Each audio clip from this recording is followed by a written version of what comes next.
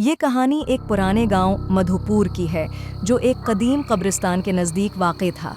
मधुपुर के लोग बचपन से ही एक दास्तान सुनते आए थे कि कब्रिस्तान में एक चुड़ैल रहती है, जो रात के वक्त वहां आने वाले किसी भी इंसान को बख्शती नहीं। कहानी के मुताबिक ये चुड़ैल पहले एक नौजवान लड़की थी, जिसे जुल्म का निशाना बनाकर बेदर्दी से कत्ल कर दिया गया था। उसकी रूह ने बदला लेने की कसम खा रखी थी और अब वो हर रात कब्रिस्तान में भटकती है, अपने जुल्म का हिसाब लेने के लिए। एक रात 4 दोस्त बिलाल, हमीद, सुलीम और फरहान, जो हर रात कब्रिस्तान में भटकती है अपने जुल्म का हिसाब लेने के लिए, नौजवान और जरातमंद थे, इन बातों को मजाक समझकर कब्रिस्तान जाने का फैसला करते हैं।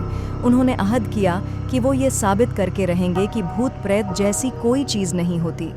उनके हाथों में टार्च और कुछ चाय की बोतलें थीं और वो कहकाए लगाते हुए कब्रिस्तान की तरफ रवाना हो गए।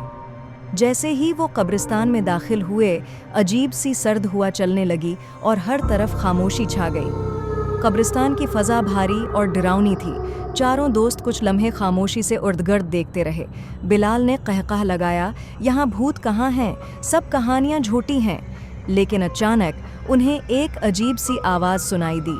ऐसा लगा जैसे किसी औरत के रोने की आवाज़ हो। हमीद ने खुफजदा होकर कहा, ये आवाज़ कैसी है? सलीम ने फ़ौरन जवाब दिया, कुछ नहीं, ये सब हमारा वहम है। लेकिन जैसे ही उन्होंने दोबारा आगे बढ़ने की कोशिश की, एक साया कब्र के पीछे से नमूदार हुआ। वो एक औरत का साया था, सफ़ेद लिबास में मलबूस, जिसके बाल बुखरे हुए थे और आंखें अंधेरे में खून की तरह सरख चमक रही थीं। वो चुड़ैल थी और उसके लब्बों पर खौफनाक मुस्कुराहट थी। चारों दोस्तों का दिल दहल गया, लेकिन बिलाल ने हिम्मत बांध कर कहा, ये सब हमारी अक्ल का फ़रेब है।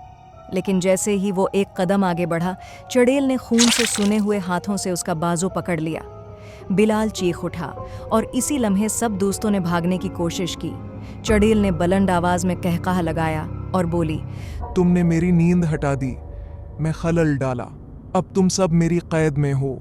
बिलाल के जिस्म से खून बहने लगा और बाकी दोस्तों ने खौफ से कांपते हुए गांव की तरफ दौड़ना शुरू कर दिया। गांव के लोग दरवाज़ों से झांकते हुए उनकी चीखें सुन रहे थे। जब वो वापस पहुंचे तो सबने कांपती हुई आवाज़ में कहा, वो कब्रिस्तान की चुड़ैल अब जाग गई है और उसका इंतकाम अभी ख़त्म नहीं होगा।